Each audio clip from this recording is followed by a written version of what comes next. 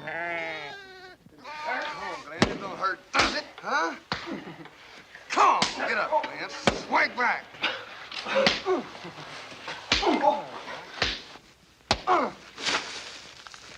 Get up, Glenn. Come on, boy. Come on. Get up, Glenn. Get up, Glenn.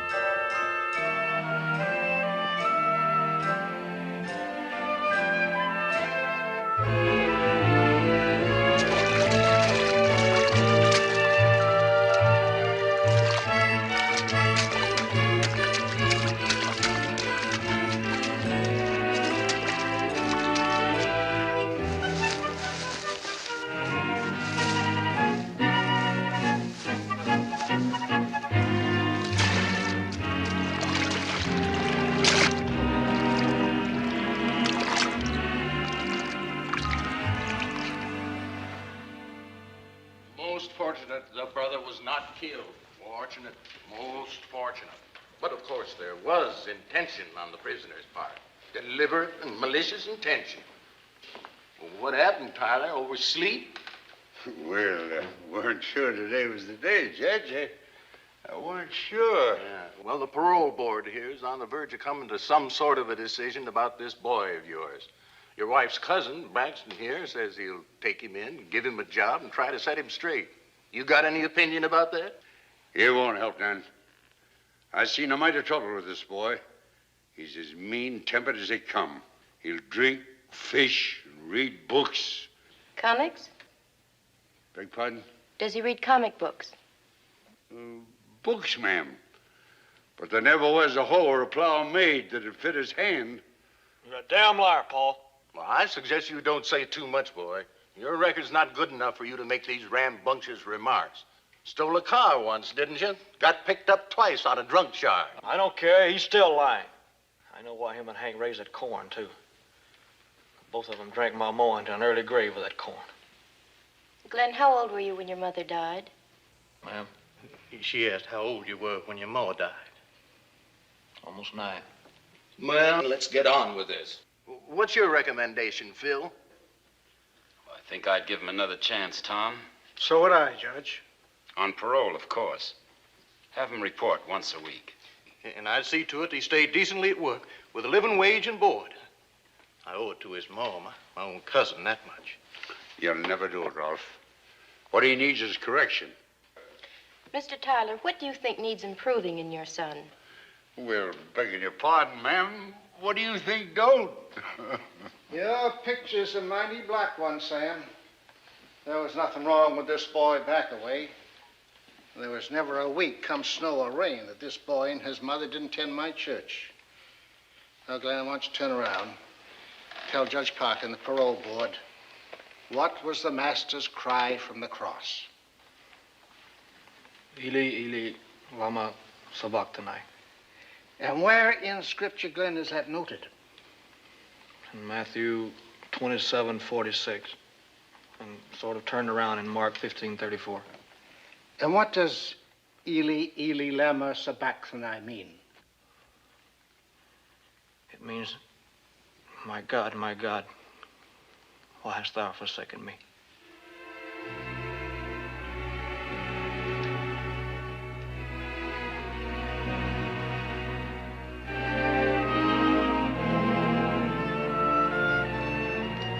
Well, good luck, Glenn.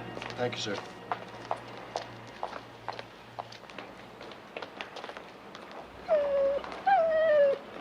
Hello, Rosie.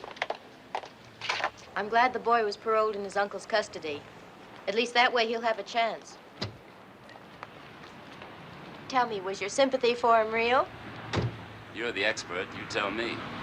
Well, I know you both share the same kind of background. I identified with him. Isn't that the word? If you're not in a hurry, I'll buy you a drink. Or better still, make you one. Not today, Phil.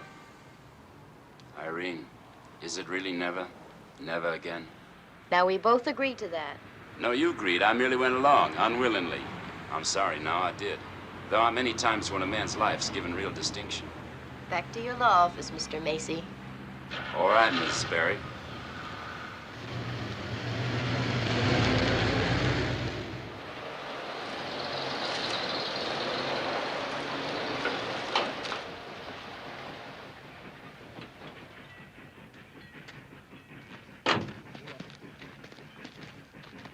Well, here we are. It don't look like much, but we serve a community need. Here's your new home, boy. These bottles all ready for labeling. Oh, this one's a little short. Now, what's this, boy? Good stuff.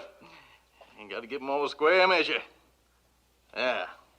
Now they're all set to go. Now, suppose it's Weld, Johnson, and Terry. Now, they'll order under their own label. That's Shenandoah Elixir. That's this one right here. Now, mine's Old Seminole Tonic, sold in every state in Dixie. Now, Salem Drugs, they'll order under their own label, too. That's them right there on the end. And it's all the same stuff? Yeah, all the same, except for the labels and the coloring matter. 87% aqua pure, 13% grain alcohol. Of course, some folks won't want no label at all. Just walk right in off the street and buy a few at a time, huh? Well, that's it, boy. Made it, is it? Are these ones to be shipped? Yep, first thing tomorrow morning. Here's Keith's pickup truck right there.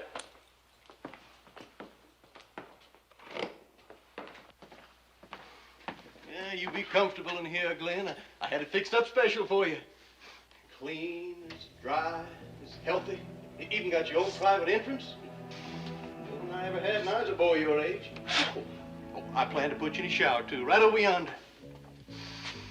I do love the smell of this place. Dry cardboard, alcohol, herbs, also money. It just rolls in. That's a good smell, too, boy. About my pay, Uncle Ralph. Is it okay to ask? Pa, supper's ready. Oh, fine, Nori. Hope you made plenty. Got a good young appetite in the house now. Hey, come and get it, Glenn, before she throws it out.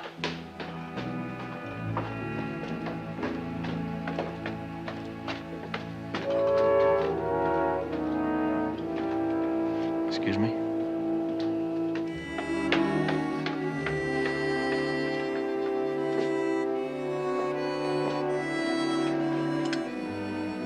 Yeah, mighty nice chandelier. Sent me back a pretty penny, too, but cheap at the price. Sit down, Glenn. All right. Yeah, mighty nice chandelier. Bought it off the old Johnson place. Baroque Renaissance style, they call it. Yeah, it's mighty nice. Yeah, always spend your money with a purpose, boy. You usually find my advice is worth the heeding. You know, you got good Braxton blood in you. I aim to see you get ahead. About my pay, Uncle Ralph. For what we are about to receive, may the Lord make us truly grateful.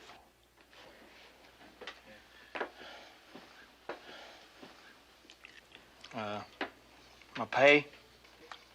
Pay 10 a week in keeps. Did I say 10? Well, $12.50 is more like it. I want you happy, boy. Why, we got a right pleasant little family here, and I want to keep it that way.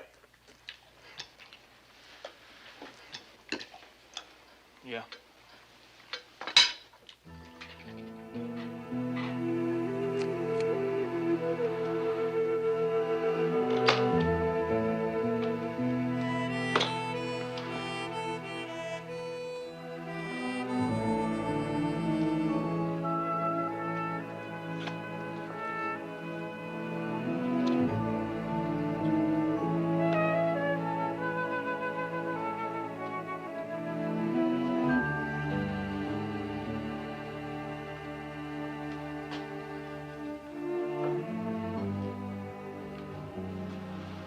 Glenn? Glenn? Betty Lee. Hello. Didn't expect to see you around. I drove in with Ma for the hospital fund meeting. We hoped you'd be out for supper. Nah, your Ken don't like me. That's not true. My Ma thinks you're Yeah, very your ma, nice. your ma. It's your pa. Is that Norrie's baby? Well, it ain't a cat. Did you see him, Glenn? What's he like? Oh, what's a baby like, Betty Lee? Glenn, don't be mean. What do you want to ask so many questions for? They've been at me all week with questions and more questions. I'm sorry. I hadn't thought. I'm sorry. They got me on parole now. I got to go up and see this parole officer once a week in the courthouse. And then I got to get examined by this Miss Sperry. Caseworker, psychiatry, whatever she is. She thinks she got a lunatic on her hands. Irene Sperry? She spoke at school one time about her work down at the state prison. That's the one. Lives over in Jefferson. Yes, her mother left her that big house. She thinks I'm lame in the head. Well, you know what I think about her? She looks like the other side of a walnut to me. And if she don't watch out, she'll get cracked. My mother knows her slightly, and she thinks she's very nice. Well, I'll dig that. Your mother thinks she's nice. Yes. Glenn, don't look for trouble. And by the way, my ma thinks you're nice, too. Oh, you didn't show her my letters, did you? No. What about the other stuff I wrote? Why? I want all that junk back. Maybe burn it. Glenn, sometimes I think you're touched myself. Don't you trust anybody?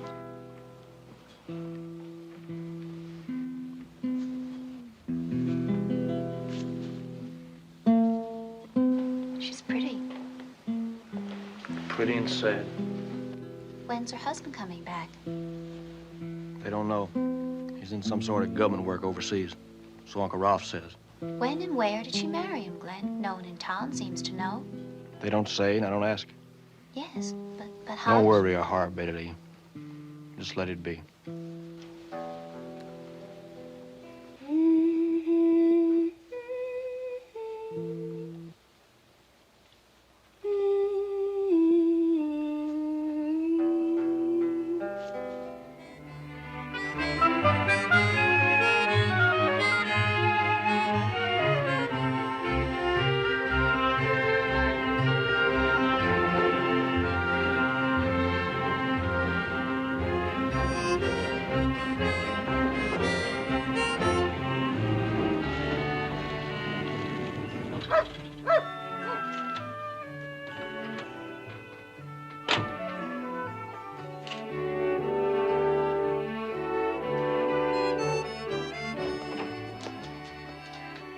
Don't worry, she won't bite. She's the only one in town that won't. Roosevelt, come on. Where would you want me, In here, please. Place particular you want me to sit? Anywhere you like. What about right there?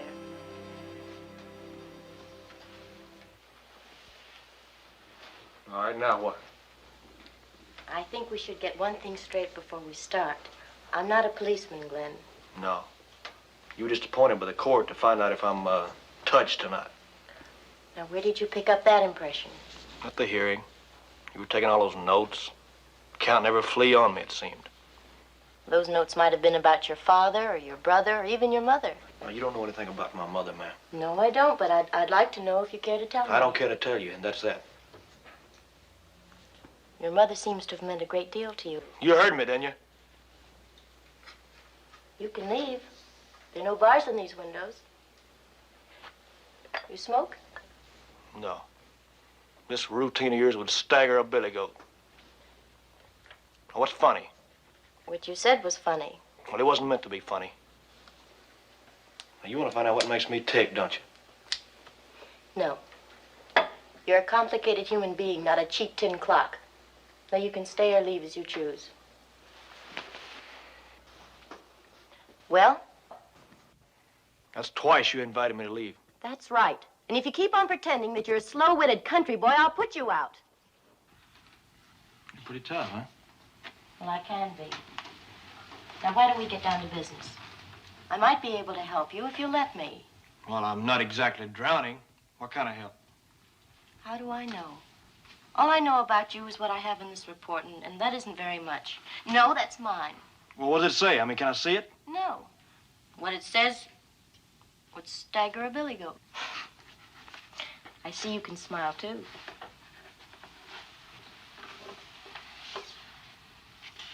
I'd like to apologize, ma'am, for being so hostile. I think that's a word in it. Oh, that's all right. You didn't invent hostility. What do you want me to talk about? Anything at all. Just talk. What you say will never leave this room. Do you believe me?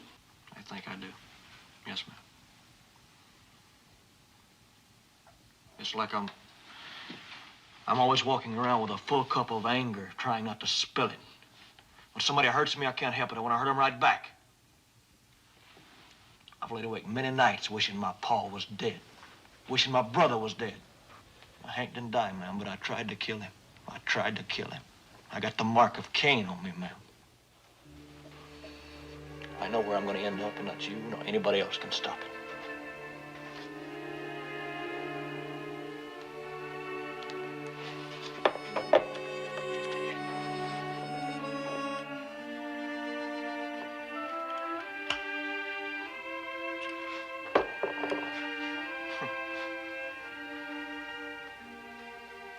What are you thinking, Glenn? About the dreams I used to have. Money, fame.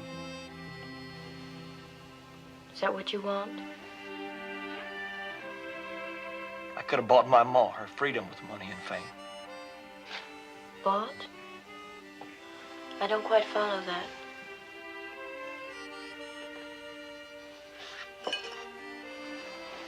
Listen, ma'am. My ma was enslaved on our farm. And I do mean enslaved. Many times I've seen her out in the hot sun chopping cotton while them two men laid up drunk and wasting. She done the meals, she done the chores that Hank wouldn't do and I couldn't. And then that lady, and she was a lady, ma'am.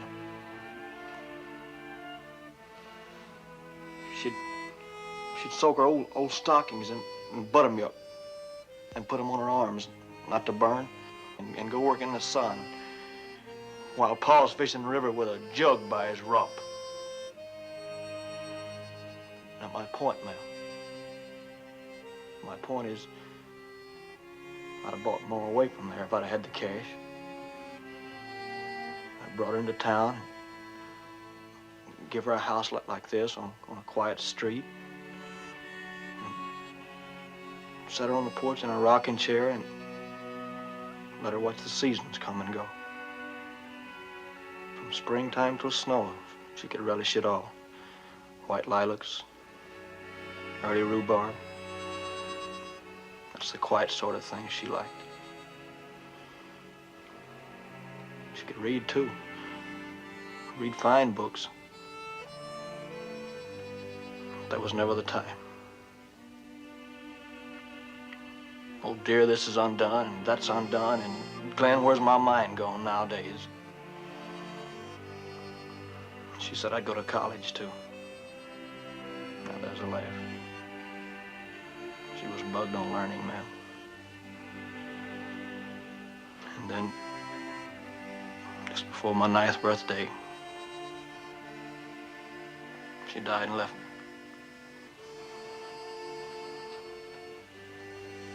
Death. He's a quick one, ain't he? Did you want to go to college, Glenn?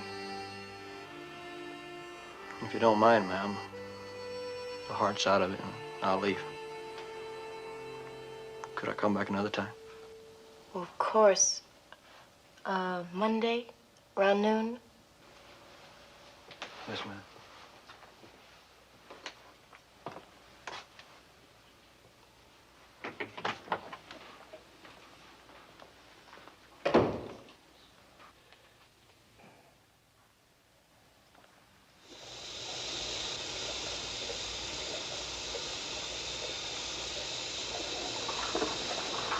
Quitting time, Glenn.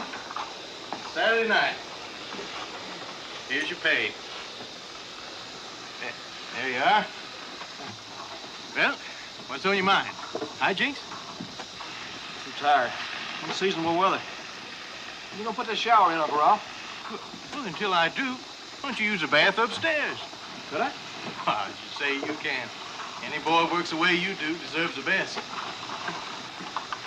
You know, Glenn, I knowed you wasn't lazy. There's too much snap in the eyes, huh?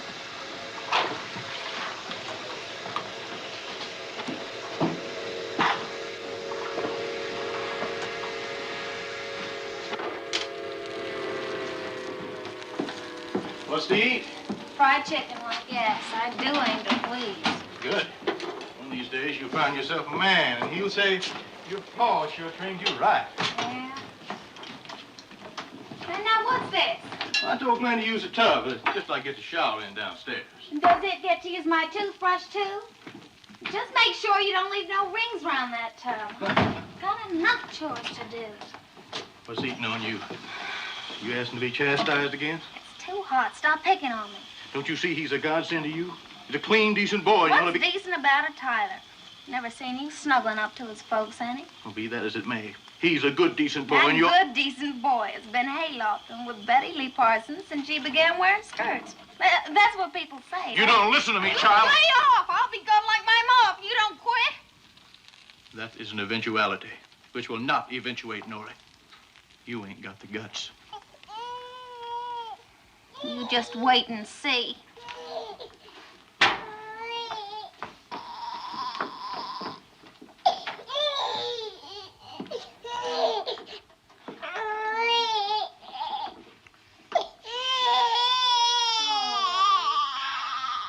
There's good.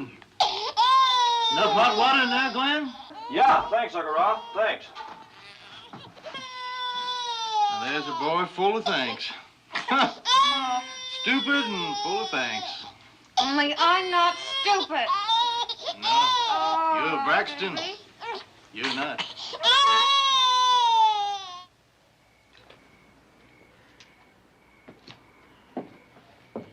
Betty Lee, stop biting your nails. I wasn't. What time is it, Pa? Time? 10 to 10. No need to fret, Betty Lee. He'll be here. There he is.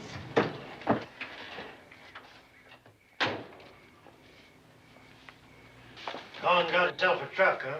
More'n you had at his age and time. Oh, listen, I don't Betty want Lee. this evening, Glenn. Oh, evening, Mr. Parsons. I'm sorry I'm late. I didn't know how to get shut of Uncle Rob. But he lent me his I pickup most truck. took off for bed. It's too late for the movie show now. Yeah, the drugstore's about closed, too. But they'll be open late at High Tension Grove if you When want to go. you youngsters find it out, maybe just said. Love's the surrounding and entertainment all by itself. By the way, Glenn, it is love, isn't it? Mother! Well, don't just sit. We'll never get away.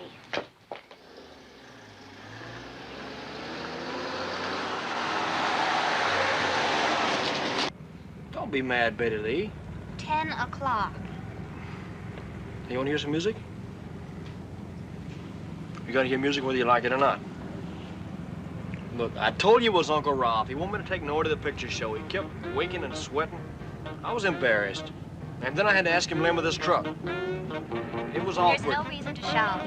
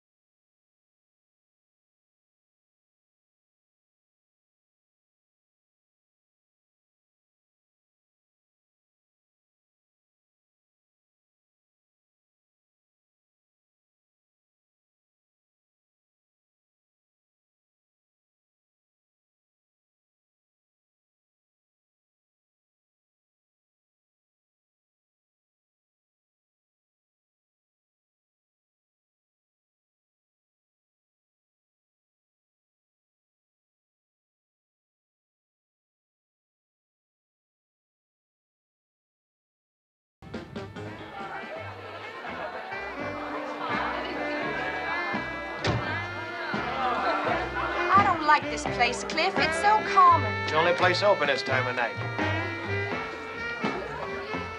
Ace, go ask him to join us for a drink. Betty Lee? Cliff Macy wants you and Glenn to have a drink with him. Tell him we got a drink.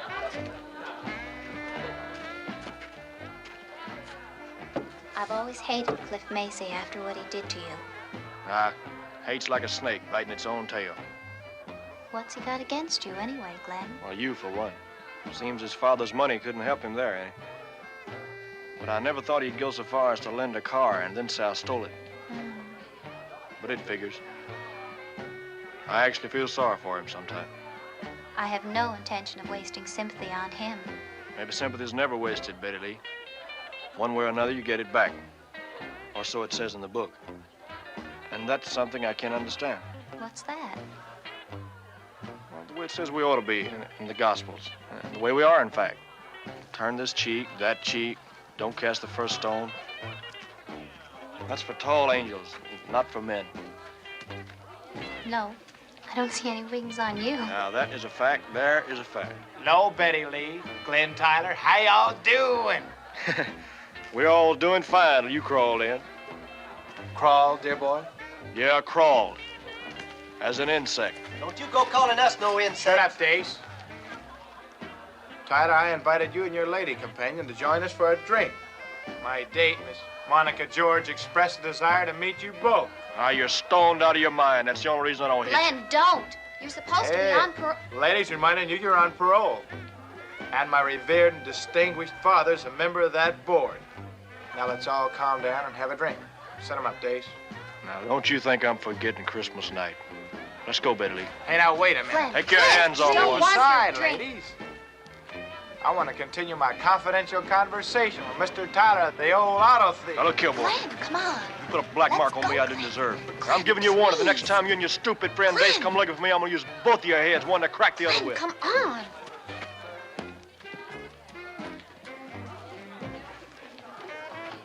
Oh, we're gonna have to mess him up.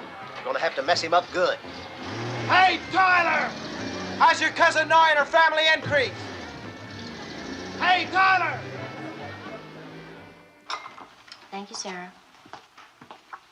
So go on. So he yelled something at me as I was leaving, but I didn't pay any attention to him. What do you think's wrong with him? He likes to tell the world he's had his tail kicked. Nobody wants him, I guess. Maybe his folks done it to him. But the Maces are pretty well off, you know. Yes, I know. Money's no guarantee of a happy, normal childhood. Now, you tell that to someone else, Miss Sperry. It's Mrs. Sperry, by the way. Oh, excuse me. I'm telling it to you. Don't you think the two of you might have something in common? Not as I can see. Well, you've kind of had your tail kicked, too. I'll have to chew on that a while.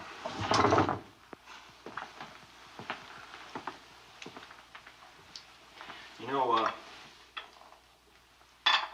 couple of years back, I decided to keep a diary. Just like a girl or something. Diaries can be very productive. Did you ever think of writing in a serious way? What makes you ask that, ma'am? You turn a phrase a certain way, an image. You could write, you know. I'd rather read. What do you read? Comics. I like to pass out when I heard that. When you asked my pa if I read comics. I got so mad I could have thrown you right through the door. Pencil, pad, and everything. They could have put me in jail for 20 years. Who's he? Oh, nobody. He just reads comics and sucks a jug. Oh, you're not being fair. I didn't know you then. You made me small that day. Do you read very much? Some. Don't you want to talk about it? It makes me very nervous to talk about it, ma'am. See, I was helping at home, and I was late getting out of high school. So being a year behind and a head taller didn't help any either. Every once in a while, I'd mention about how I wanted to write. You'd think I set a blowtorch to the American flag. What's a man for if he can't aim high, ma'am? But you gave up. I guess.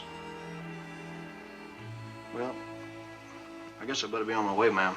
I got some more deliveries to make.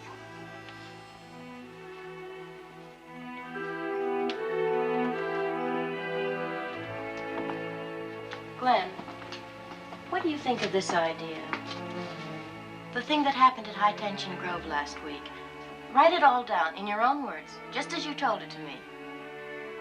I can try it. Yes. Is there any certain time you'd like to have it? No certain time. Whenever it's finished. I have to thank you, ma'am, for an awful lot.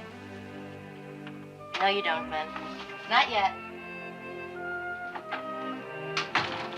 Rose? Come on, girl. Time for your walk.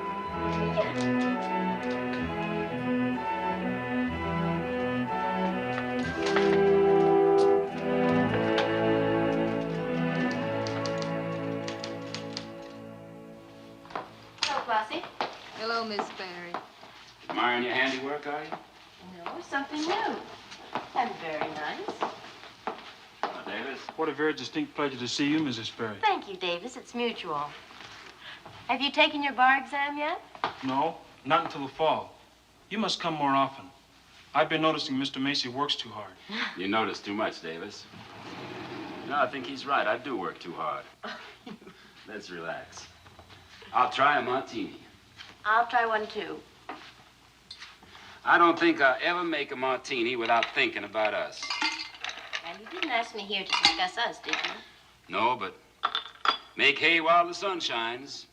Well, that's what my old dad used to say. Very dry? Very dry. Ooh.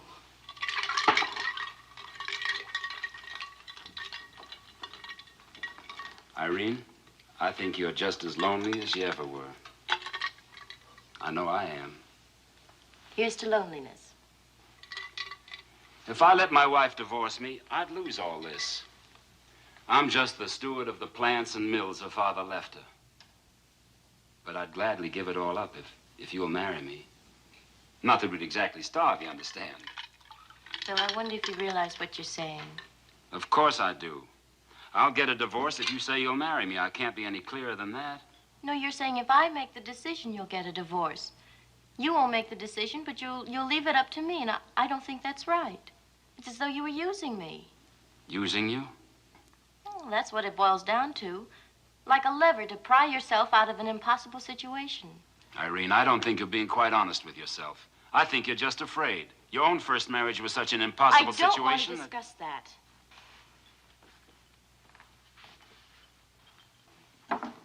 Well, think about it, will you?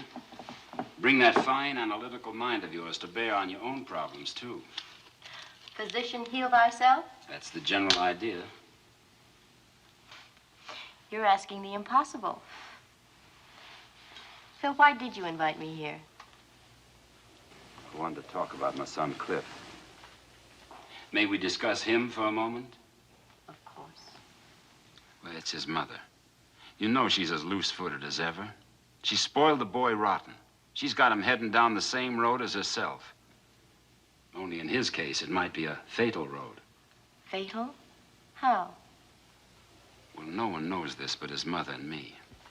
Cliff has what's known as an athletic heart. Too much of everything, too fast.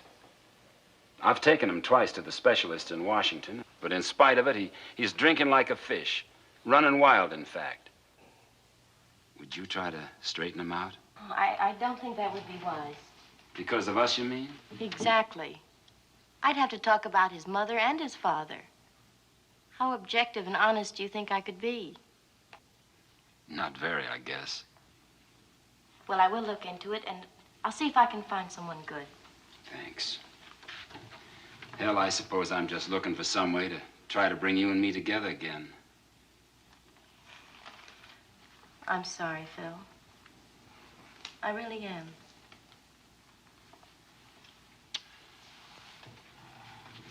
Yeah, that's about the size of it. You know, I snapped my fingers this afternoon, and up goes a new factory, and it doesn't mean a thing. Goodbye, Irene.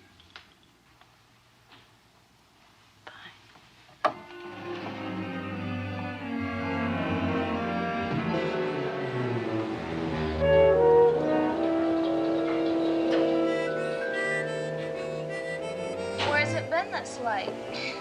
It took Uncle Rob to the bowling alley. You know very well where I've been. Friends driving him back. Old Seminole.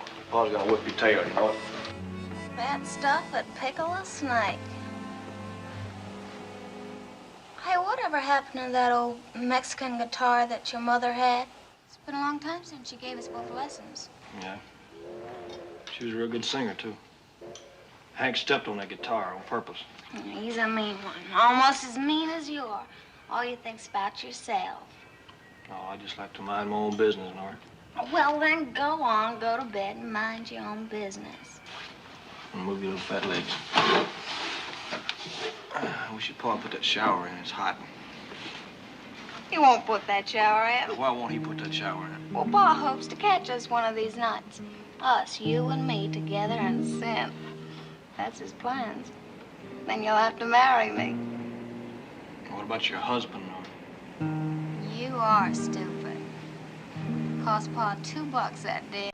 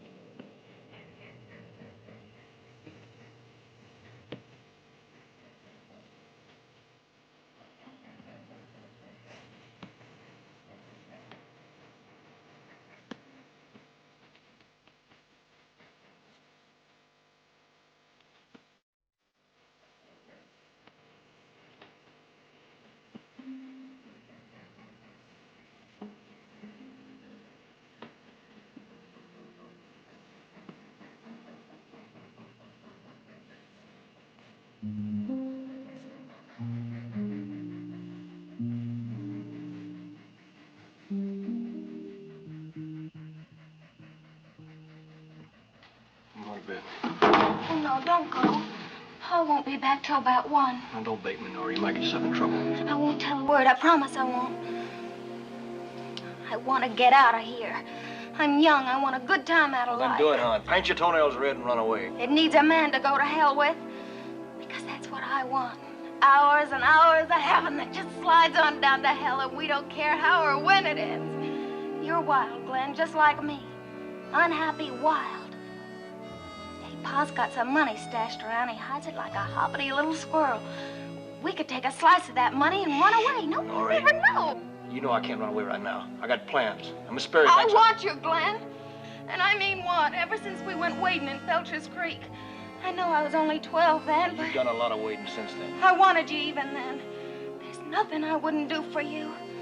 Just ask and see. The way you treated me like dirt in all these years. You think I'm no good, don't you?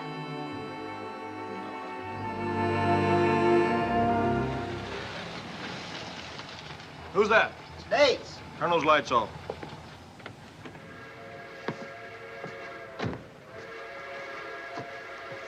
State liquor store's closed.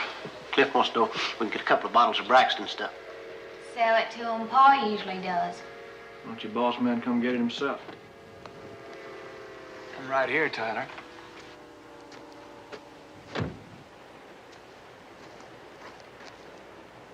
Sorry to interrupt such a charming domestic scene. 2 bottles, dear boy.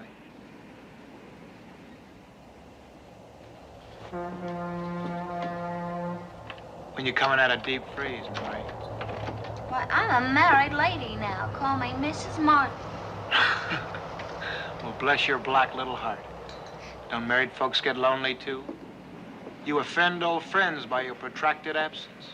Don't rusticate too long, my dear.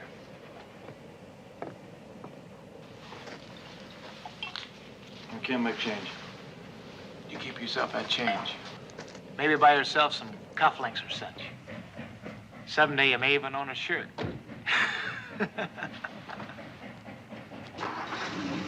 Someday I may stuff it down your throat. Dear boy.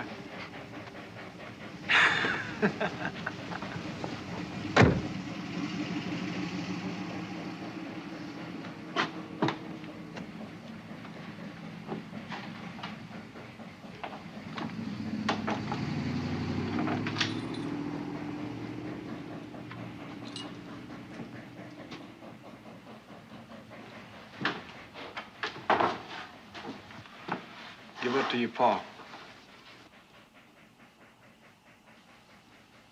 Good night, Mrs. Martin. Good night.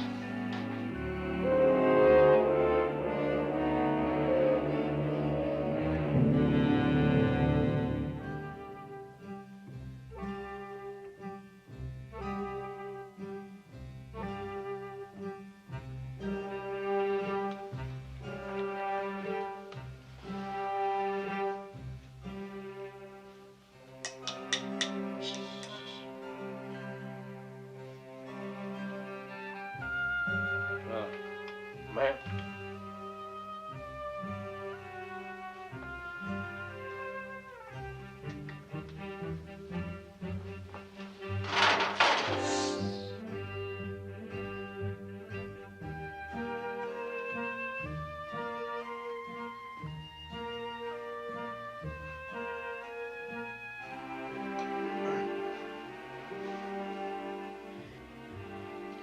Well,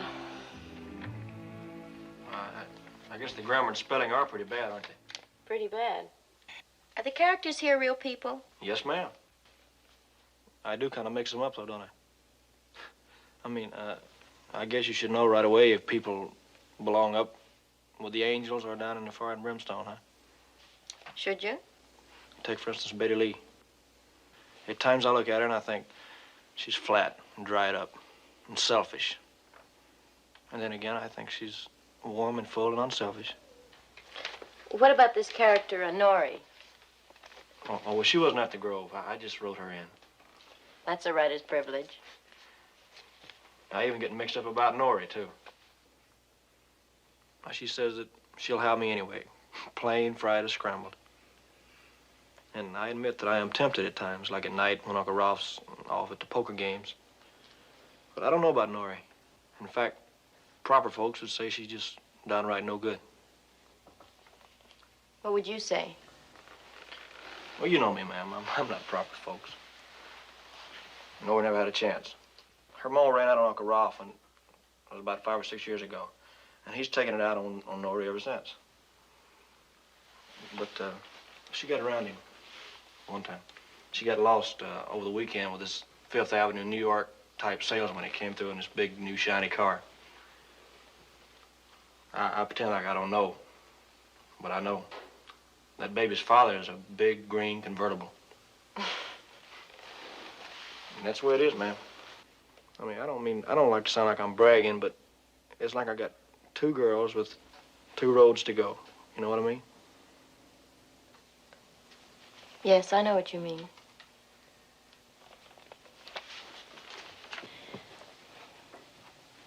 Glenn, have you ever thought there might be a third road?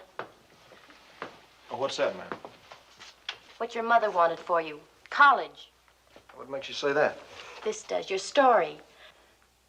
Glenn, have you any idea how good this is? How much promise it shows? Do you really mean that, ma'am? I mean, you yourself said the grammar and the spelling was pretty The bad. spelling and grammar, that can be taught, but this has something that can't be taught. It has such beauty and power and excitement. It jumps right off the page. All you need is discipline. Formal education. Glenn, no matter how or what, you've got to go to college. It's not that easy, ma'am. It takes money to go to college. You know that. Well, there's such things as scholarships. Look, what I'll do, let me make a suggestion. Take this home and rewrite it. Polish it up a bit. Then I'll show it to a friend of mine at the State University. He'll take Let it. a lot of people read it? Strangers? Well, of course, sooner or later. I didn't write that for anybody else to read, ma'am. Just you. You and me. Glenn, you want to be an errand boy all your life? Or slop hogs on some farm? You told me you wanted to be a writer, not be one. I suppose you're wrong. Suppose they start laughing at me again. You take that chance. Where are your guts, Glenn? I'm an ignorant country boy, ma'am. Oh, remember? stop boasting. All of a sudden, out of nowhere, all this stuff about my being a writer and going to college. What are you trying to do to me? I'm trying to wake you up to open your eyes. Is that what the parole board told you to do? I thought you were supposed to help me, ma'am. Not rile me up like a muddy creek. Take my life and twist it into something you want. Not me, ma'am. Not me. It seems to me you're overstepping.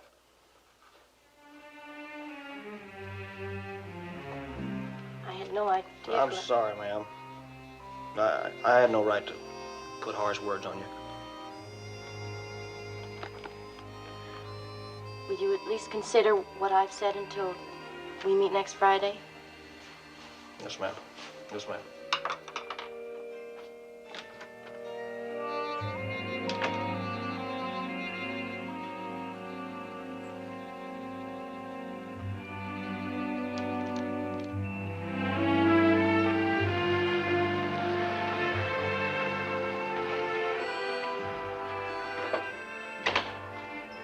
Something's burning.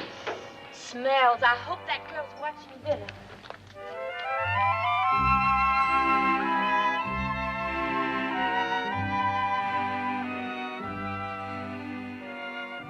You ever want to fly? No. Kind of breezy up there. Yes. Here, hold this. Feel that pull. Whoop. Whoop! Like me? L-O-V-E-U.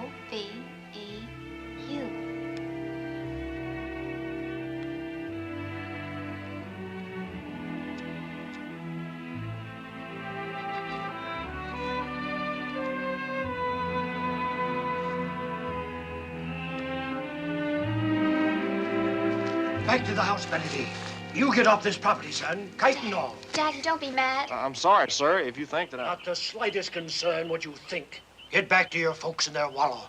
You're all a lot of pigs. Daddy, stop. If you have something, Don't you answer something to back. say. You didn't come to church. Get to the house and help your ma put dinner on.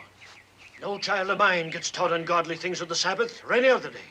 If you weighed on a scale, you'd find more godliness here in the sun and air than in that church of yours. Don't you come around here again. I'll not have it. Where's God? I don't know. He takes a boy like my son off in the war and leaves a loafer and braggart like you alive. Glenn.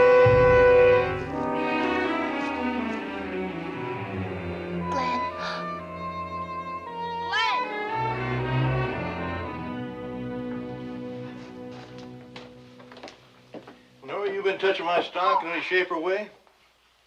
You think I need a tonic? Think it might be Glenn? I don't know. How are things coming between you and him? Pa takes two to waltz. Besides, he don't mean dust to me.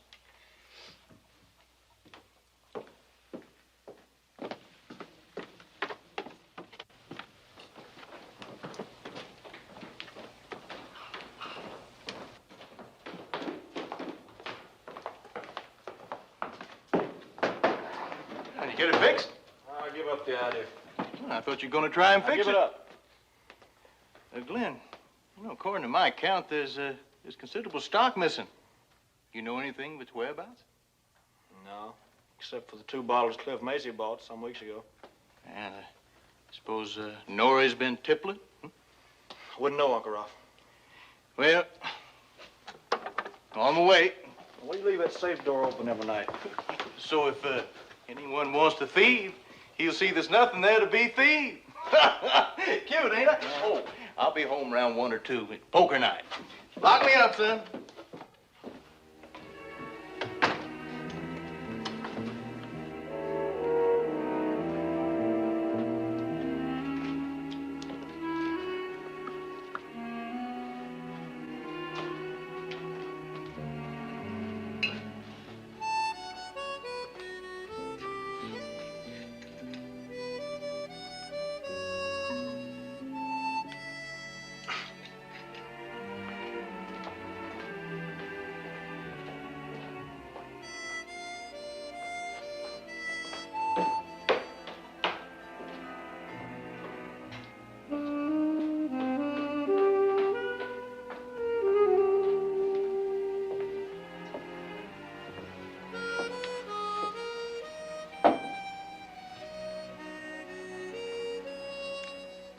Thanks. For not telling Pa.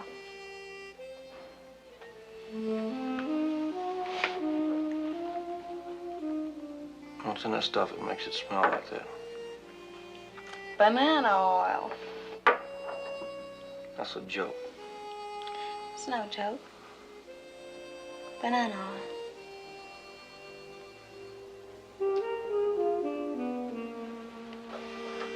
Is enough hot water? Mm-hmm.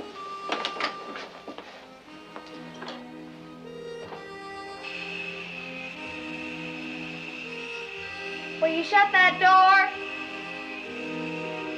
I want it open. I said I want that door shut.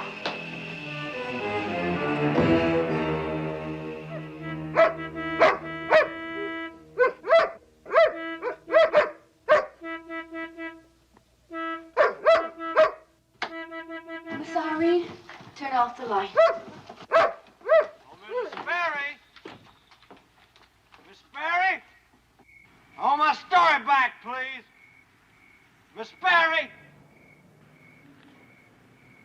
Did that light go off? I did see a light, didn't I? No, you dreamed it, huh? No, I didn't dream it, hon. Yes, you did. I want it back. I want my story back, Miss Barry. It's that Tyler boy, stoned. Stoned is an understatement. Miss Barry! Miss Barry! Miss Barry! Well, what do you know? I want you to meet Mrs. Barry. Well, I don't want me, Miss Barry. Well, I want you to Now, meet come me, on, Miss we're gonna Barry. wake up the whole neighborhood. Well, Come on, wait it's a too minute. hot anyway. Is it too hot? Yes. Well, we'll cool it off a little bit. What are you doing, Glenn? I'm gonna hose away the heat. Miss Barry! What about it? Irene! Oh? Give me a hose. I wonder if this porch stuff is rain-proof, huh? Come on, let's go. Let her sleep. What's he doing now? Hosing down the porch. Hello. Come on. All right. Let her sleep. No desire to monopolize your time, ma'am. You don't give a damn about me anyway. Let her snooze a little life away. I don't care. Come on. Goodbye, Miss Barry. Come on. No, wait. I wanna cool off. Woo. Wait a minute. Let's cool. Oh, give me some. Sure.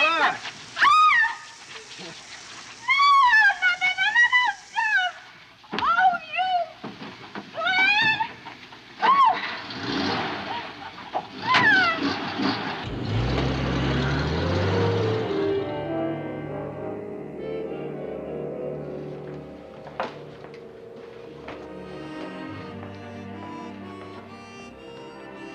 Hello, Glenn.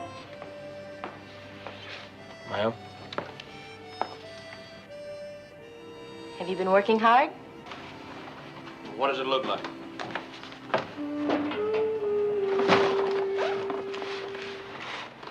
You said you wanted your story back. Here it is. I'm sorry about last night, ma'am. But I don't want to come to those meetings anymore. Well, that's your privilege. But I'd like to know why. Let's just say I'm not worth it. You're what? I said I'm not worth it. Well, I disagree with you, Glenn. Can you hear me? I mean, what am I talking to, the door? All that stuff you tell me goes in one ear and out the other. You mean there's no brain in your head to stop it? Oh, surely, Glenn, you realize you're gifted. I don't care to be gifted, ma'am. It's too hard. It's too much work. A person's gifted different get knocked around, and I've been knocked around enough.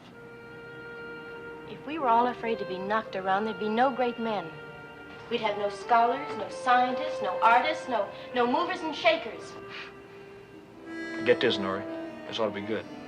Now, what's that movers and shakers routine, ma'am? Those who overcome handicaps, who live to move and shake the world. Shake it out of its alligator sleep and move people up and out of the swamps.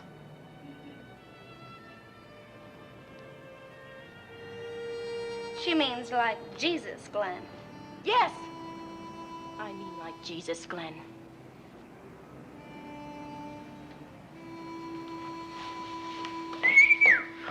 Flings them words around like hash. What you come here for?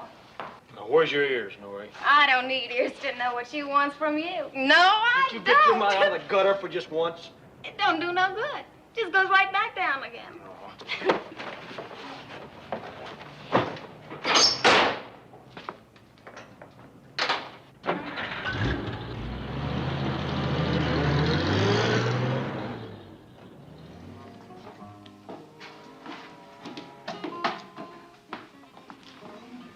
Sure a beauty, Uncle Ralph. The least thing a man can do for his only child on her birthday.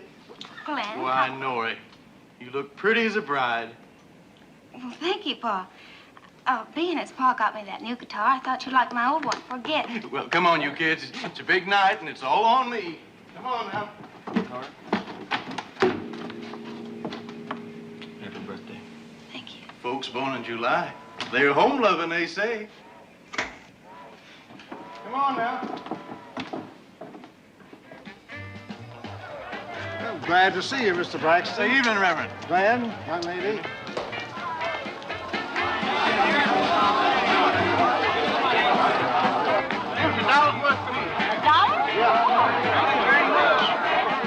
You go and enjoy yourselves. I'll get you. Step up, boy. Come on, son. Oh, too bad. Come away, man. Come back here. 2 for nickel, sir. There you go. Thank you. Thank you. All right, let's see. What's to knock him off the barrel? Next time. Okay. Stick around. Too bad. Let's go.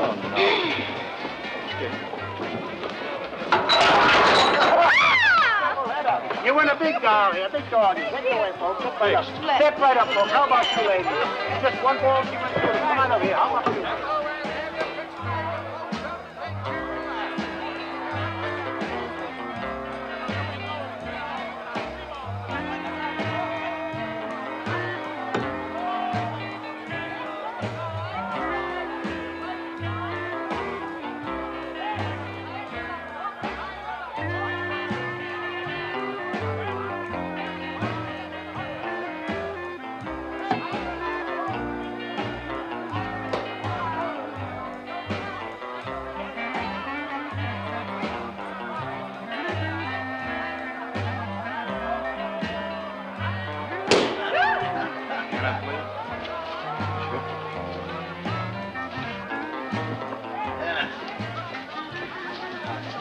And the Lord's good to give us occasional evening like this. Good evening, Mr. Baker. Evening, Miss Braxton. Now, there's the thing. You saved yourself used postage stamps all the way back to Confederate days. A couple of those grape drinks, please. Yes, sir. Poor kid. Being her birthday, I've been holding it back all day. Don't know how to break it to her, neither. Holding back what? Well, news about Noah's husband passing away.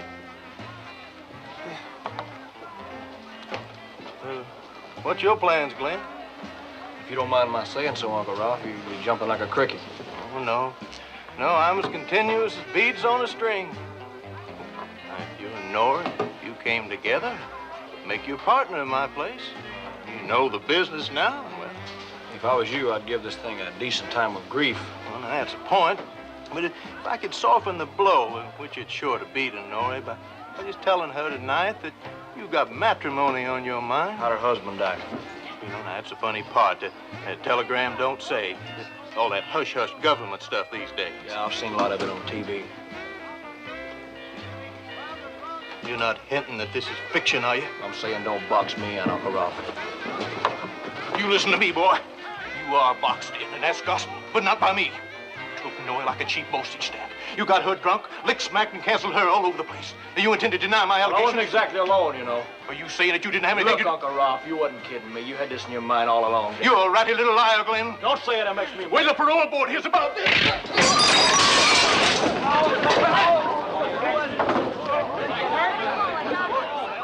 Where's that boy? Get that Tyler boy. He deliberately shoved and pushed me down. Call the police. Are you hurt, Mr. Braxton? Oh, I ache bad. I ache very bad.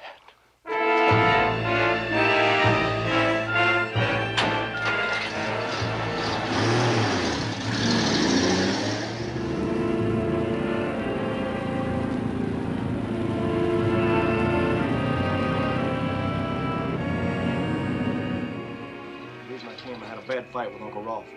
Broke my parole. And they'll probably say I stole his pickup truck now, too. And they'll take his word for it, and I'll go to jail for 2 or 3 years.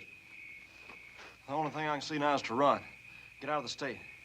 And believe me, I'd just sooner get out of the world, too. I'm that anguished. Take a trip to the moon, you mean? Or hang yourself? Which? How you exaggerate things, Glenn. Look, don't you understand? Sympathy is what I need, not sermons. You can't build on sympathy. There's no bones to it. Now, instead of spluttering like a wet firecracker, what do you want me to do? Well, Betty Lee, I don't have the right to ask. It's about Nori. It's a trick. Her pa says I gotta marry her. I don't want to hear any of that. Now, be honest some other time. I'm sorry for Nori. For you, too. I'm sorry for myself that I love you, Glenn. It won't stop. And you're wild and unsettled, like a porcupine that can't be held. That's right. I'll never make a pet. You think I can scrape up $20 or $30 to get me out of here? I can, but they'd catch you anyway. Well, that's my risk. I'd go somewhere as far away and never hurt or bother you again. I never said you hurt me. Listen, will you get me the money? Don't you think it might be better to stay right here and fight? Fight for your real-born rights? How? Come in the house and we'll phone. Now, who will we phone? Mrs. Sperry for a starter. Come on.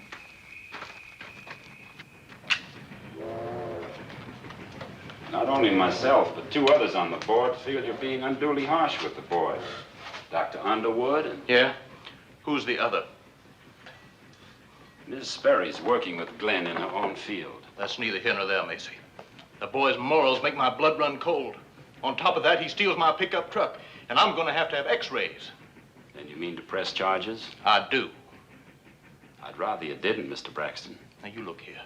Don't you come in here high and mighty trying to blackmail me. Blackmail's an ugly word. But let's explore the possibilities. A recently widowed client of mine, I advised her to drop the case. You sold her several $100s worth of bottled tobacco juice called Bermuda Balm. You claimed it was a cure for cancer. You can't prove that? Can't I? Crooked transactions should always be in cash. She's got her canceled checks and a witness, her cook. Life's got its shadows enough, Braxton. Live and let live. Your truck will be returned tomorrow.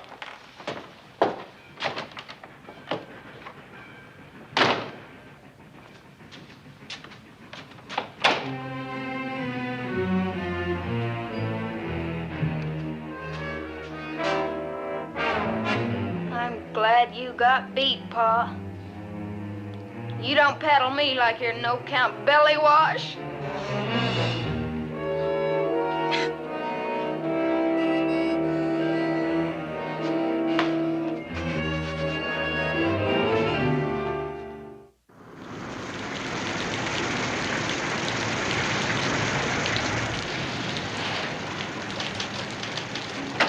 Glenn! Oh, I was just typing up the bill, Miss Longstreet. Grease me up, Glenn. I'm going over to the Athens for a bite.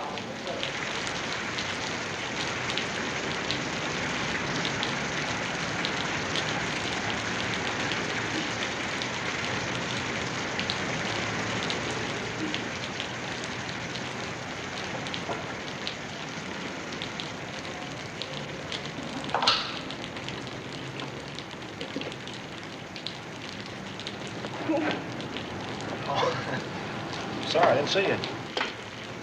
I brought you a guitar. Your pa still mad at me?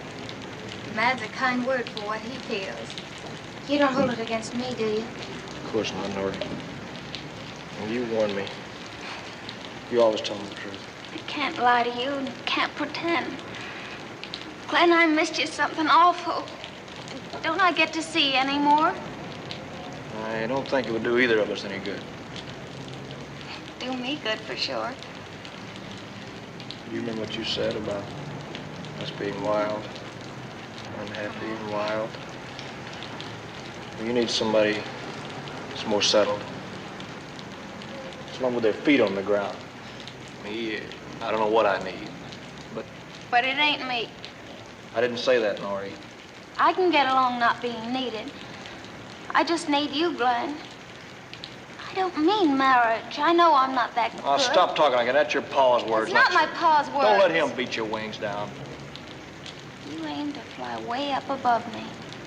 But if you ever come tumbling down, I can wait.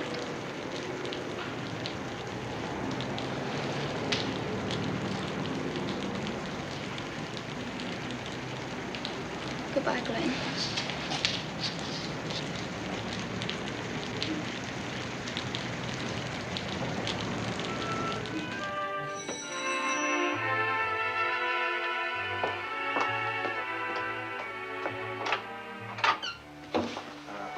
Is Miss Sperry home? She'll be here in a minute. You can sit and wait if you like. Not in there, in the living room. I'm waxing the study floor. Don't break anything.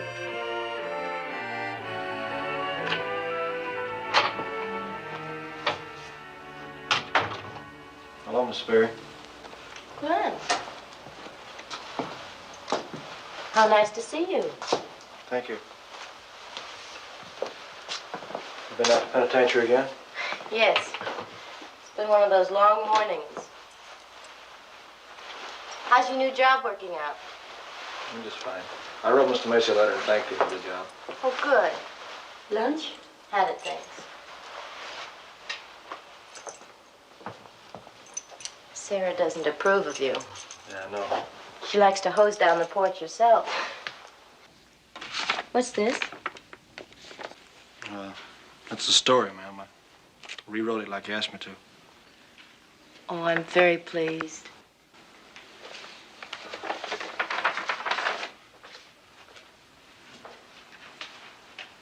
All these things that are yours. I can see a whole life in them. You read French, man? Yes, I read French. And what are these, your father's old medical books? Mm-hmm. Do you think this is art? Yes, I think that's art. You say so.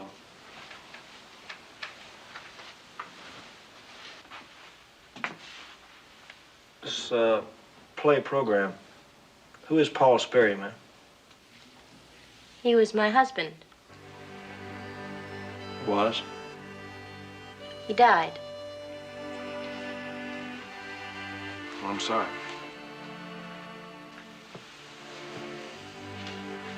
You've never spoken about him, man. No, I never do. Is that good? I mean, keeping something inside that should be let out in the air? You learn very fast, don't you, Glenn? Well, you don't need books to understand you should never lock up a heart, man. I'd like to have known him, the kind of man you'd marry. Well, he was just a boy. Very talented. Very emotional. Like you. Were you happy? Well, you'll learn in spite of the fairy tales, there are other things to life. Besides living a happily ever after. Like what? Like work. One's self-respect. I guess everyone who knows you respects you, Miss Sperry. Well, thank you, Glenn.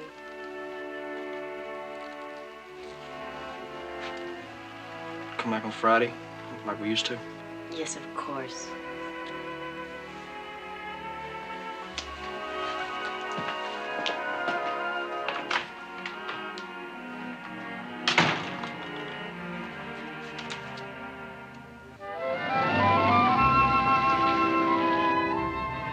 We're almost there.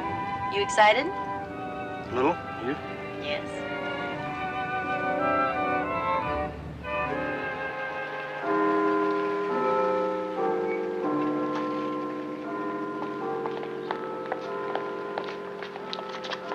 Come on, Glenn.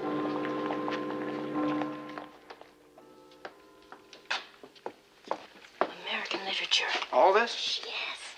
3 stacks over. There's Hemingway, Twain, Melville. You just take your pick. Now, after my class, I'll be in Professor Larson's office right around the corner. Glenn, are you listening to me? Oh, yeah, right around the corner.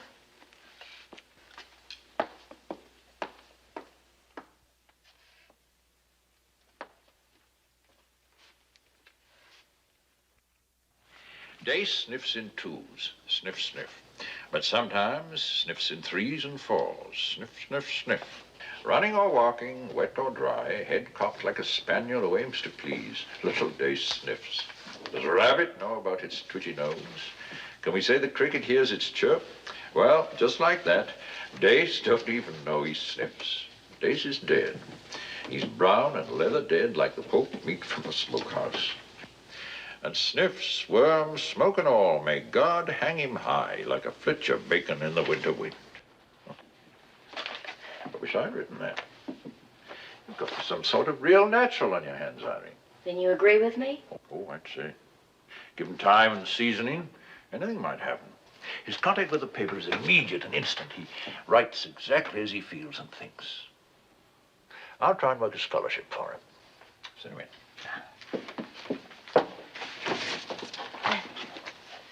You'll never regret this, Joe. No, not. But don't get too involved, Irene. Great expectations, great disappointments. Glenn, this is Professor Larson, Glenn Tyler. How do you do, sir? How do you do? I want to say just one thing, Mr. Tyler. May I? Yes, sir. For man to discover fire was nothing. To learn to use and control it was everything. Will you think about that and what it means? Yes, sir, I will. If you were taking my course, I'd be tempted to give this piece of yours an A. That's all. Run along now. I have to bone up on a lecture. Thank you so much, Joe. Good to see you. Bye-bye. Goodbye.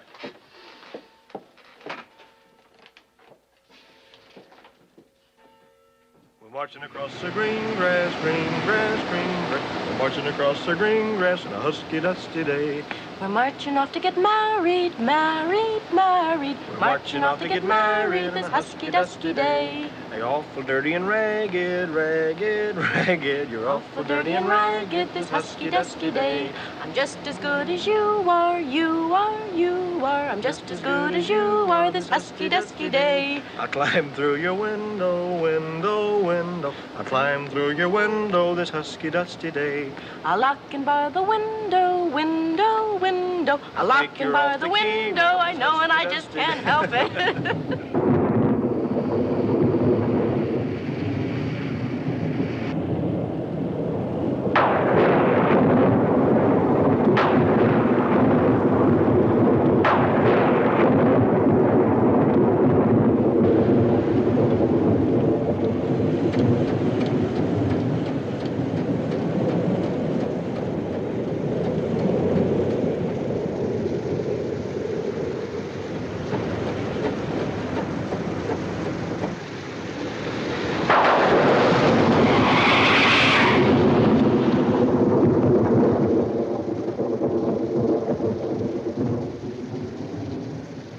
Some new tires, Miss Sperry. You're riding on your nerves now. Maybe I should take her for a while. All right, fine. Would you like to stop somewhere till it blows over? That's a good idea.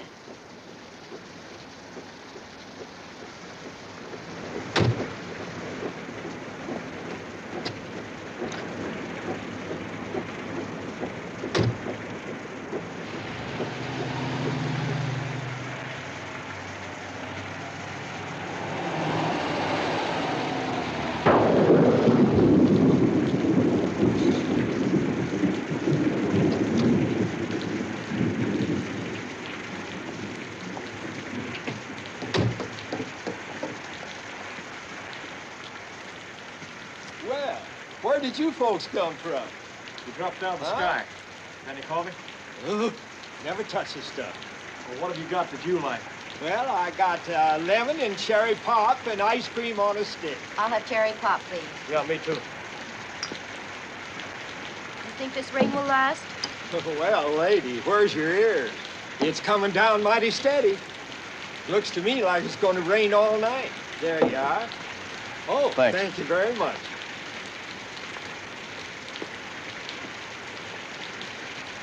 The old man's probably right. You want to wait in the office? It'll probably be warmer. Let's.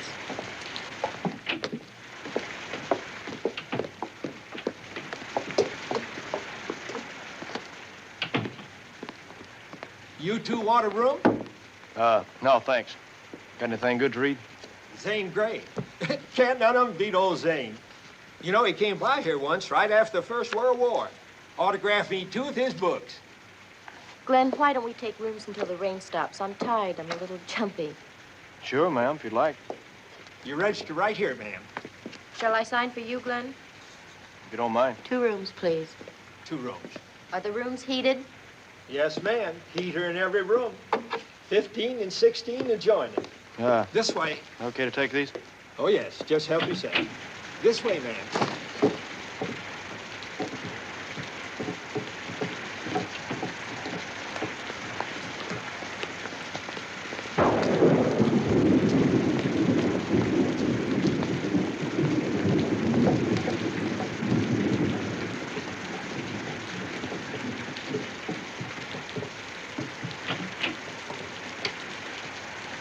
For the lady. Thank you. Okay. I'll see you when the rain's over, Mrs. Sperry. Here you are. How much you give for this place? $6 single. You mean for one night each? Well, what's wrong with that? Flushing summer, you pay 8. You better do some thinking. I'll go sleep in the car. Oh, now, what did you figure on things? No more than 3 or 4. Oh, well, then why don't you do it now? You're going to do it later for sure. Do what? Double up. That way it only costs you 8. Wait. All right, 2 singles for 8.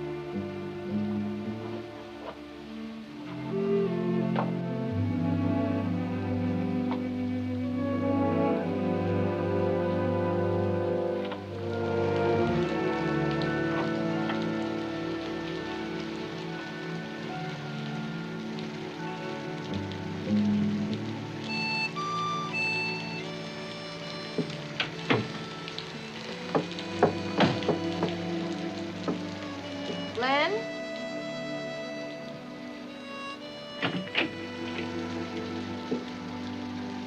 Come in. Glenn, I think we ought to try to drive home.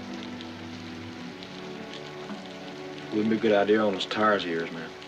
Would be safe even in the daylight. Something wrong? It's just the rain. I haven't been able to sleep. Any of these any good? Gideon Bible, it's always good. Try Genesis, 7th chapter. What's that? And it came to pass after 7 days, the waters of the flood were upon the earth. Well, maybe we should build ourselves an ark.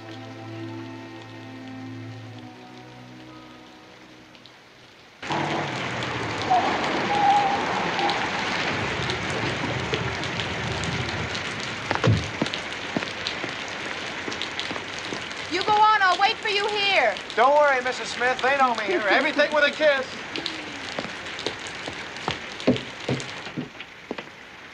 Oh, well, Mr. Smith, it's nice to see you again, sir. Got a room? Yes, sir. Hey, now. See, you got a couple other customers tonight, huh? Yes, we have. Number 11, your old room for luck. Thanks.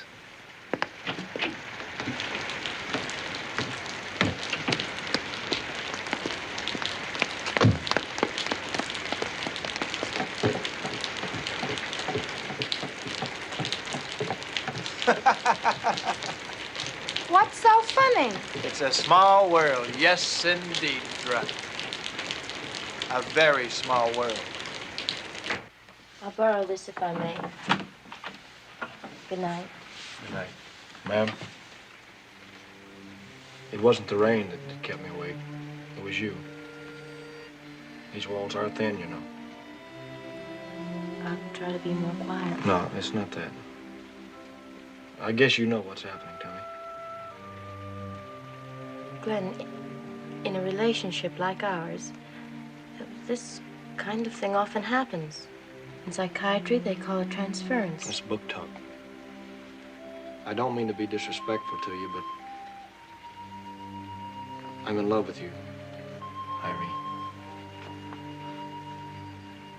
I'm in love with you.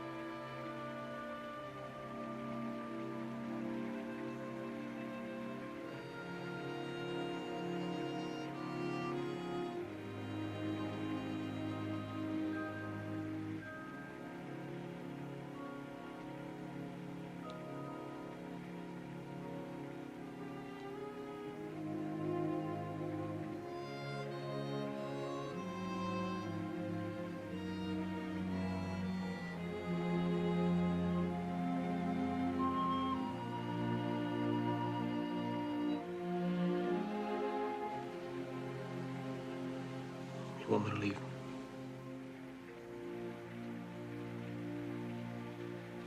Please.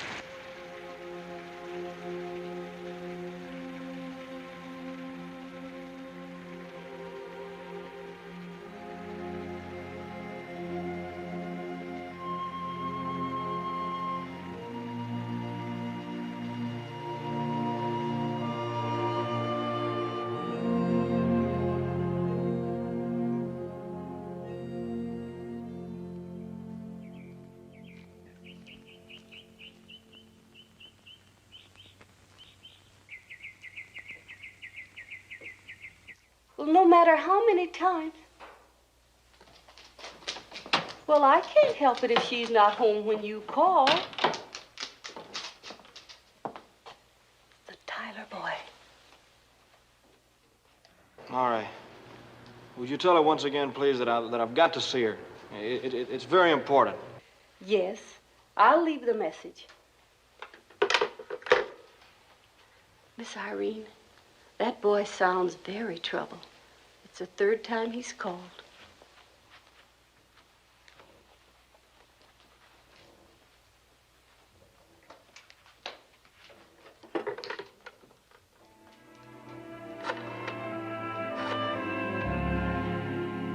Here's to us.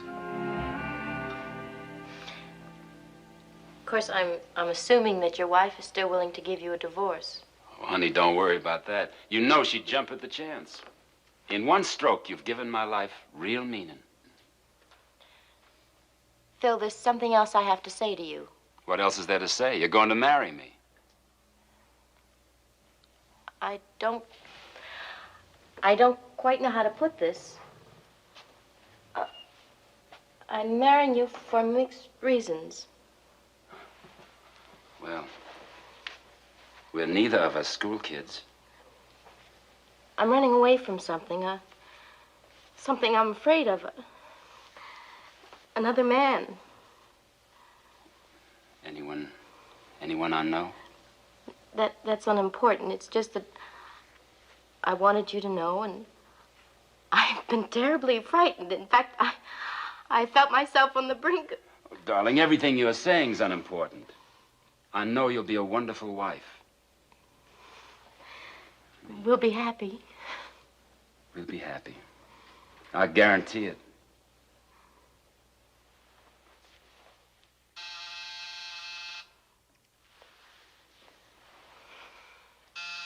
We'll have to celebrate. Let's have dinner tonight. It's Mr. Lewis again, calling from Chicago. He says it's urgent. I'll take it. I'll make you a martini. Yes, speaking. Oh, very dry. Oh, no, not you, Mr. Lewis. I'm sorry.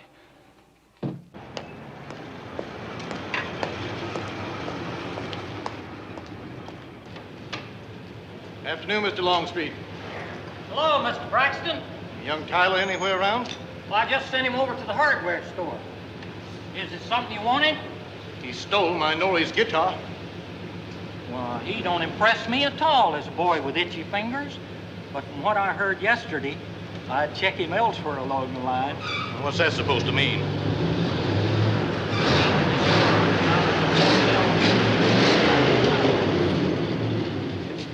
Who told you that? My nephew, Willie Dace.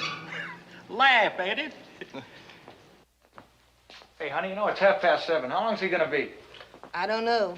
I'd like to go home myself. Nice to see you, son. Man. You can go in now, Cliff.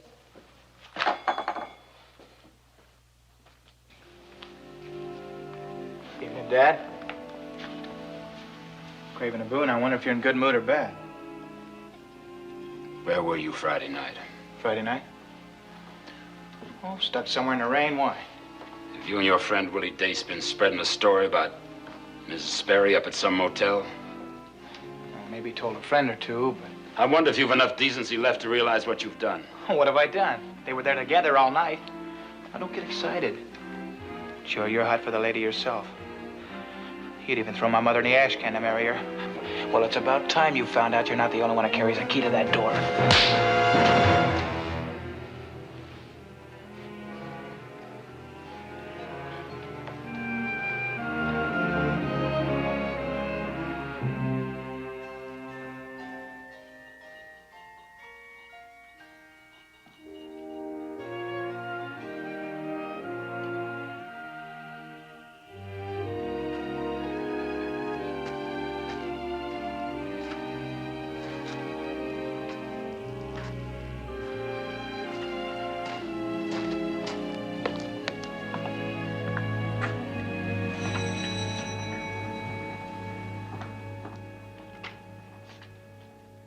Tell Miss Sperry I'd like to see her, or is her car home and she isn't? Well, she's home, but she's expecting somebody. Never mind, Sarah. Ask him to come in.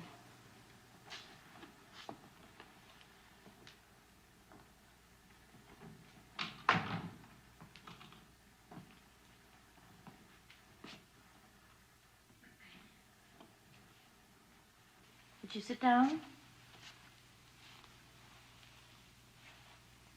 I'm sorry, Glenn. I was planning to call you tomorrow. I know I owe you an explanation. I haven't slept for 2 nights, ma'am. I've been putting it off because it's been complicated. I love you, Irene. What's complicated about Glenn, that? it isn't that simple. I want to marry you. Are you worried about what people will say? No, it's more important I than don't care that. what people say. You Glenn, would understand? you I don't listen, care. please? Sit down. All right, I'll listen. You're at the start of what could be a brilliant career. You mustn't get tied down. You've got to have your hands free and your mind free and, above all, your emotions free. What's that got to do with us? You're simply not ready for a marriage, Glenn. This is all about me. What about you, Irene? It wouldn't work for me either. For once, what about your life? I love you. I got the idea that you love me, too. Can we talk about that? All right, let's talk about that. I know a lot about love. I'm married for love. And you know how it ended? It ended by my husband getting in the car one rainy night and going out and hitting a curve at 90 miles an hour. And you know what killed him? Love. I don't understand. A marriage he wasn't ready for. And you blame yourself? Yes. I should have known he couldn't carry the responsibility. Glenn, do you see I'm letting the same thing happen all over again? I wanted so much for you, and now I've nearly ruined it because I've let my hopes for you get mixed up in something else that doesn't belong. Something that doesn't belong at all. It could belong, Irene, if you let it. It could. Glenn, please. Irene, are you telling me you don't love me? Answer me. Answer me, please, Irene. His uncle's been spreading a story you spent Friday night together in a motel room. Who said that? It isn't true, is it? Who told my uncle that? My son. He's an expert in shady motels, He's an it expert seems. in telling lies. I'm too. not so sure about that now. Is he what you're running away from? You got no right to talk to her like that, Mr. Macy. Haven't I? Mrs. Sperry has done me the honor of saying she would be my wife. Don't.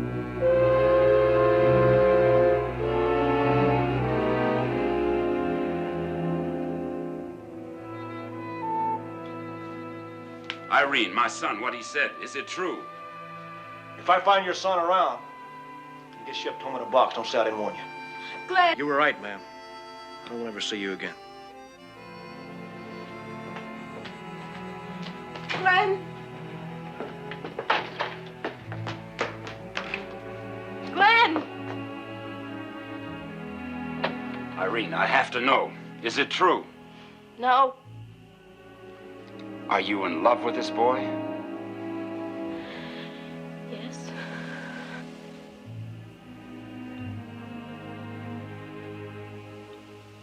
Now maybe I've destroyed him.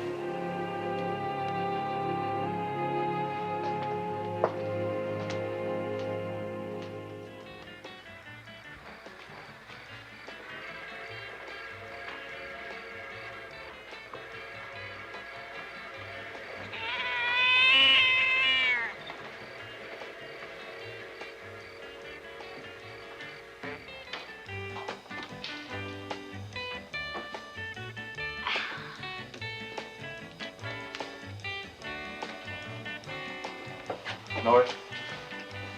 Man, what are you doing here? Where's your pa? Well, he went bowling tonight. Do you really want to shake this town for good?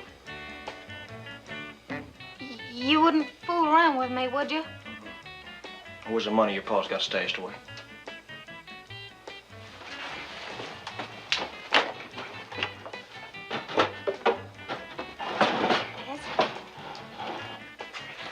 Now, it's got a fake bottom. Just bust it open. Get packed, get your baby. I'll be ready in a shake.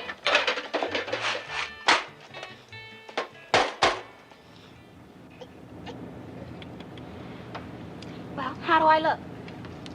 Kind of frisky for a widow. Glenn, it's a dream. It's a real dream. Maybe it's a nightmare. How do you know?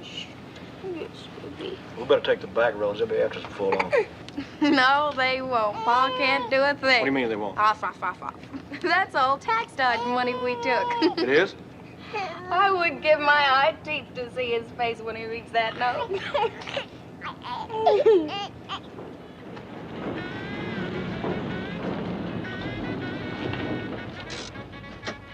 What are we stopping here for, Glenn? We'll be back in a minute. Just hang on.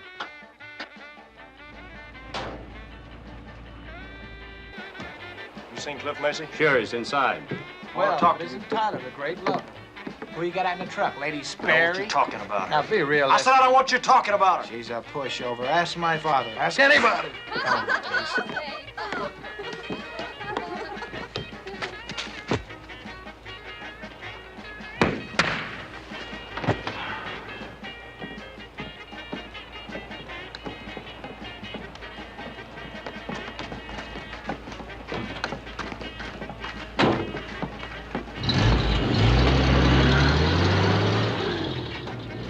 What is it? Drunk? Get some water, somebody, will you? Quick. It was a fight.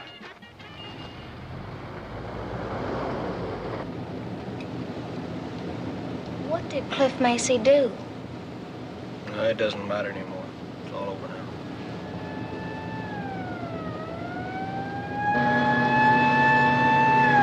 State police. Looks like your pa called them after all.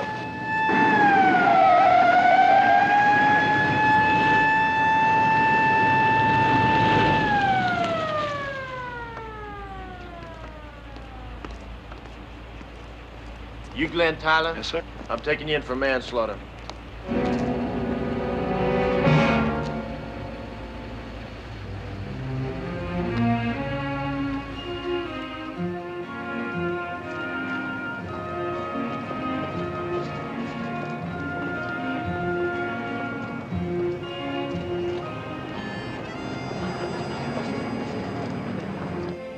Look at them.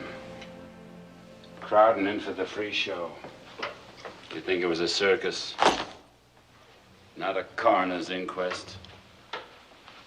What was a boy like that doing with a $500 watch? You have nothing to blame yourself for, Mr. Macy. A 20-year-old boy? I should be. Mr. Macy, it's nearly 2 o'clock.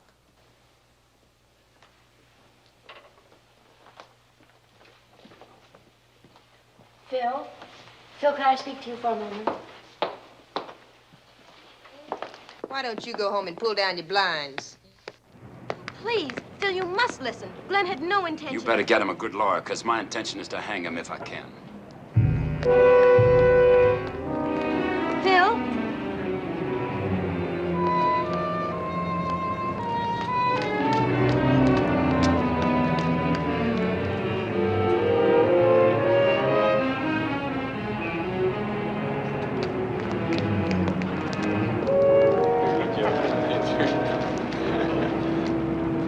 Miss Perry?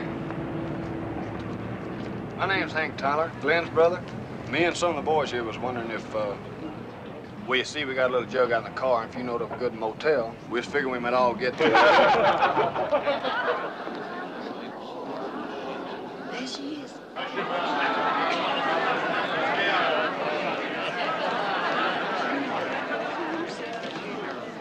Any more questions of this witness?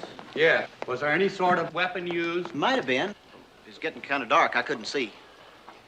Well, there was no medical evidence of that. Thank you. You can go.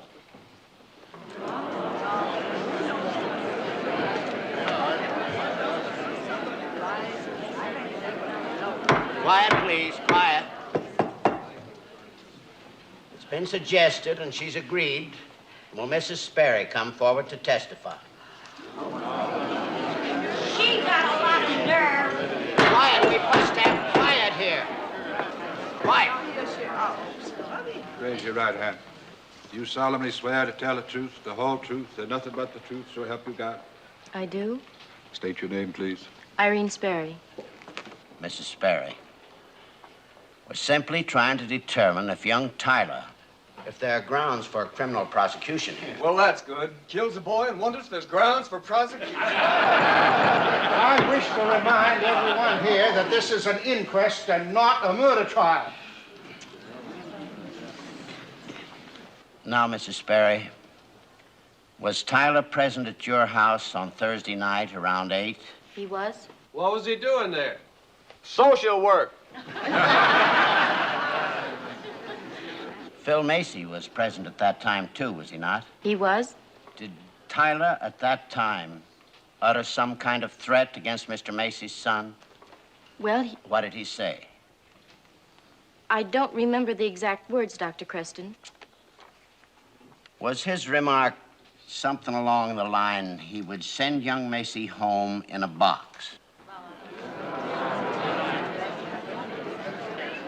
Yes, Mrs. Sperry? Mr. Tyler had every reason to be angry. So I'm sure you all know there was a slander being spread. A lie. True, wasn't it? You denying it? Some lie. Yes, a lie. Glenn did nothing to be ashamed of, nothing. If there's anyone to be blamed, it's me. I lost sight of certain realities, and I forgot my responsibilities. Oh, Glenn, I'm sorry. I'm so sorry. Mrs. Sperry, this is off the point. We're merely trying to determine if there's been felony committed here. What I'm trying to say is that there was no felony committed. Cliff Macy's death was an accident. What do you mean, accident? Order! Well, Glenn was angry over what had been said, and he hit him. He didn't intend to kill him. He had no way of knowing Cliff had a bad heart. A bad heart, Mrs. Sperry? Yes. Isn't that in the autopsy report? Well, there was post-mortem evidence that he'd suffered a coronary.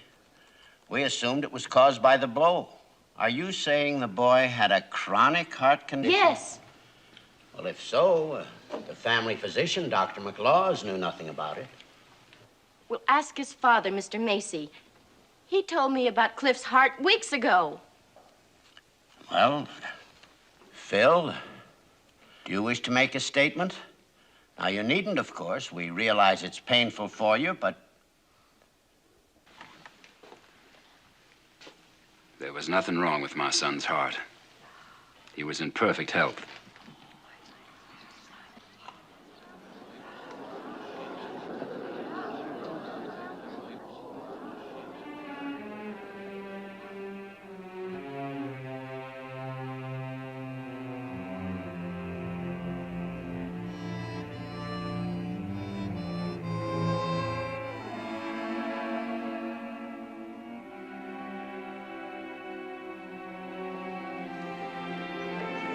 We'll hear the next witness, Hank Tyler.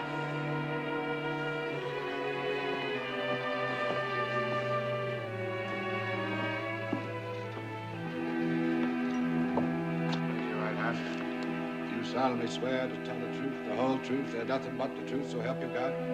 I do. State your name. Hank Tyler.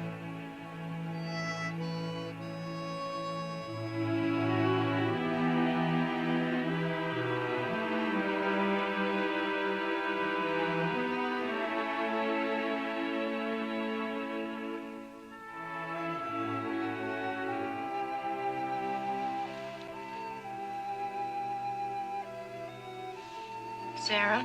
Yes, Miss Alring.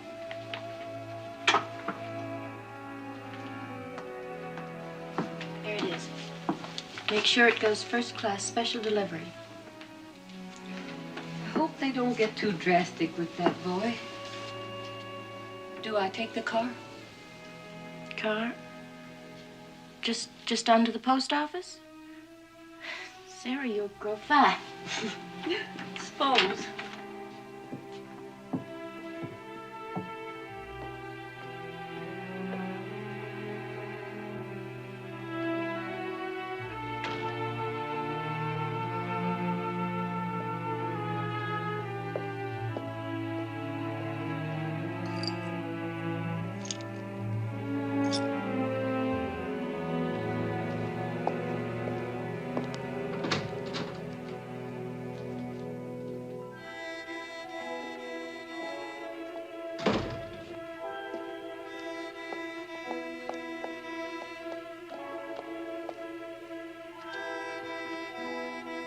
Oh, Rosie.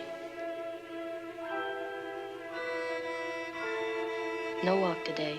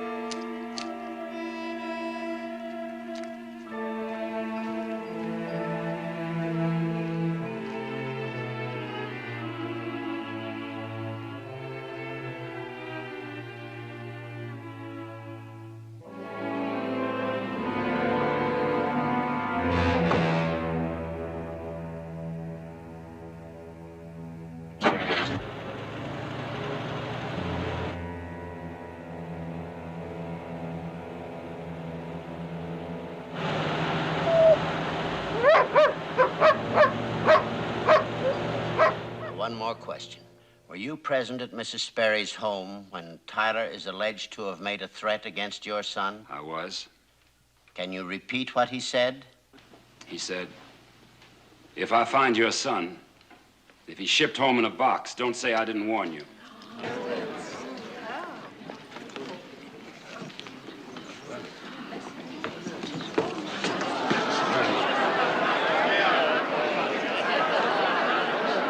I think we'd better adjourn Wait, now. Jim, no, wait. Give me a minute, please. I want to, God help me, correct a statement of mine. What happened, Mr. Macy? I lied to you about Cliff's heart. It was bad, very bad. It wasn't Tyler's fault at all. I struck Cliff myself the same night for the same reason. Let him go! Let him go!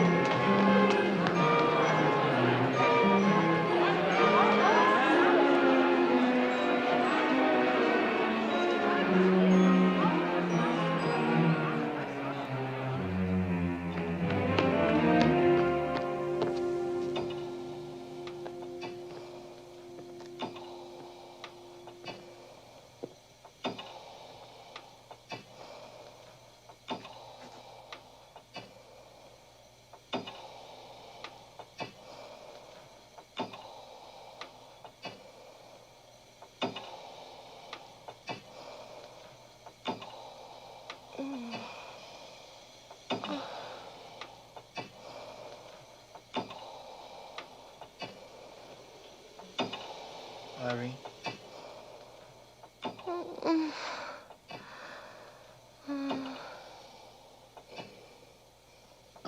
You can switch over.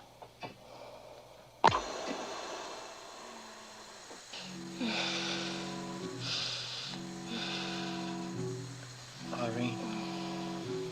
That's the idea. Keep breathing. Breathe deep. Irene? There's nothing to be afraid of anymore. Mr. Macy told him the truth. I'm free. But I need you, Irene. Don't leave me. Don't you leave me, too.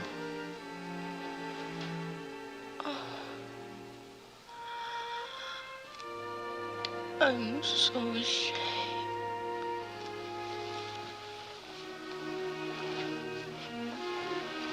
Don't be ashamed. I'll help you.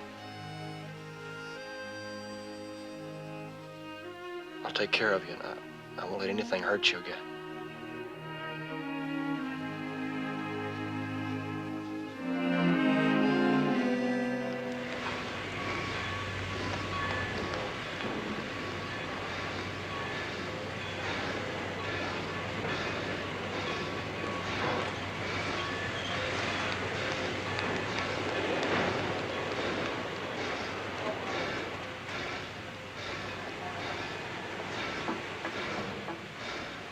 Well, Glenn, I'm not saying goodbye. I know. But find out first. Be sure. That's what college is for, is to find out. Were you right? Forward!